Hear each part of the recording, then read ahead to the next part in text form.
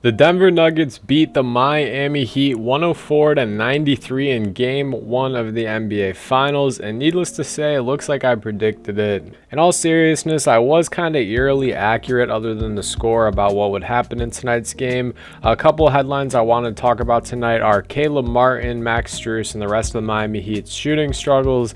I want to talk about how Aaron Gordon, Michael Porter Jr., and Bruce Brown completely dominated the size mismatch in transition and in the half-court set. And I just like to talk about both teams overall and each individual star player. We got a lot to talk about in today's recap, guys, so be sure to stay tuned to the end to hear all about it. First and foremost, let's give some love for the 1-2 punch, probably the best 1-2 punch in the NBA right now, Jokic and Murray, man. What an incredible night from the two of them. Jokic did not miss a shot in the first half. He had 10 assists at the first half, no turnovers in the first half, and he finished tonight with his 9th playoff triple-double of 27, 14, and 10 with 2 blocks and a steal to go with it. He also shot 80% from the field and 50% from the three-point line. It makes me wonder if Nikola Jokic is going to be the first player in NBA Finals history to average a triple-double. I believe LeBron James was very close, and I believe James Worthy was also very close. Nonetheless, just that would be absolutely amazing to add to Jokic's legacy. I thought Michael Porter Jr., he let it fly tonight like I thought in that tweet. He didn't do a great job of shooting as he went 2 for 11, but he was absolutely irreplaceable on the glass tonight, grabbing 12 rebounds and got 2 blocks. And one thing I want to talk about with this Denver Nuggets defense, while the Miami Heat did struggle to knock down open looks, and it's really great that they were getting those open looks, I think it's really important to note that the Denver Nuggets defense did a really good job of not letting guys like Duncan Robinson or Max Strus blow by them in a fashion like I saw the Celtics do, the New York Knicks did, even the Milwaukee Bucks did. It was just terrible to see, and I was often head scratching when I was watching those plays, asking how is someone like this driving by a defender of the caliber of someone like Jaylen Brown or Jason Tatum. And it's really great to see Bruce Brown or Aaron Gordon or even Michael Porter Jr. stay in front of them, and if they're not, they're doing a great job recovering, either forcing an offensive foul, or Michael Porter Jr. had an early block on Duncan Robinson in the beginning of this game. On the Heat side of things, I think if Jimmy Butler showed up a little bit more, looked a little more assertive on offense, they would have had a really great chance of stealing this game one. It's interesting tonight that he had the worst box plus minus with minus 17 for the Miami Heat. The second closest would be Max Strus with a minus 12. Obviously, that stat can be a little bit iffy because Jimmy played a majority of this game. He played the second most minutes behind Bam.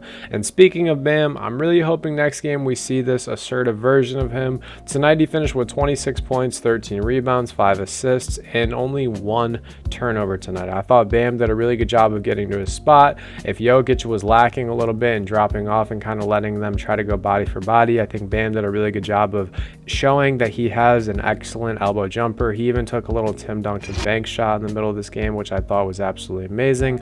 I think if he can keep getting to his spot and Jimmy Butler turns things up on offense, paired with Gabe Vincent, Max Strus, well, actually not Gabe Vincent, he did a great job shooting tonight, just Max Strus and Caleb Martin just shooting the ball well, I think this game looks a whole lot different. The same thing goes for Duncan Robinson as well. It just seemed like the Denver Nuggets defense paired with the missing of the open looks on the Miami Heat offense, the Miami Heat just looked a little bit flustered, and that's okay. This is also where you beg the question, does the altitude really play a difference for these Miami Heat guys? They've now been in Denver for about 72 to 48 hours, I'd say. So you do have time to get out there and practice and warm up on the court. However, the Nuggets are obviously going to be a little bit more used to this.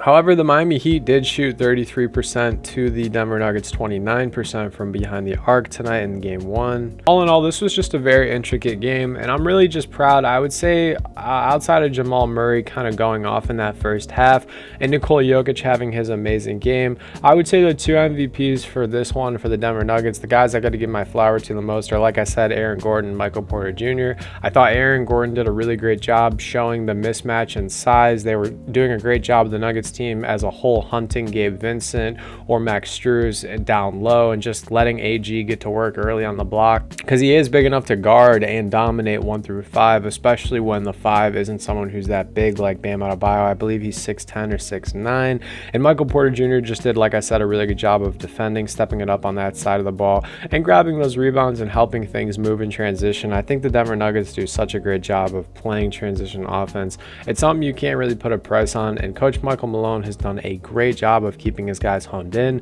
It seemed like every single time the Miami Heat were cutting this thing to 12 or 10 or even 8, the Denver Nuggets would go on a little run of their own, and that was something we saw a lot of in the Lakers series.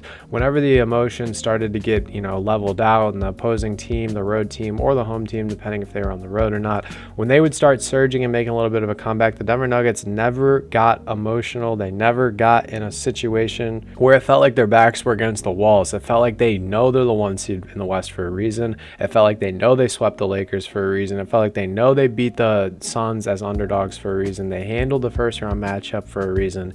And I can't really say the same for the Miami Heat.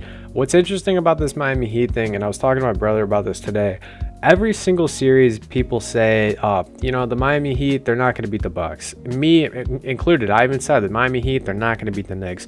I said it again, the Miami Heat, they're not going to beat the Celtics. And look where we are, heading into Game 2 of the NBA Finals in Denver's home court, but the Miami Heat are here, and the Bucks, the Celtics, the Knicks, they are not here. So that's definitely some food for thought. If the Miami Heat can hit some open looks tonight and play a little bit better transition defense, and Jimmy Butler can just look a little bit more assertive on offense, this is a completely different game. So no, I don't think this is going to be a sweep. If it was, that would be remarkably impressive, but this is going to be a big challenge for the Denver Nuggets to just take game 1 on the chin, move on to the next game, and we're going to see what it looks like in the next game. I wonder if the Miami Heat are going to experiment with a little bit more zone. It seemed like they were really pushing that when Nikola Jokic was off the court, which I think is a great idea, because if you're playing that zone when Jokic is on the court, it's bad news. He's going to pick it apart and heat it up. But what do you guys think?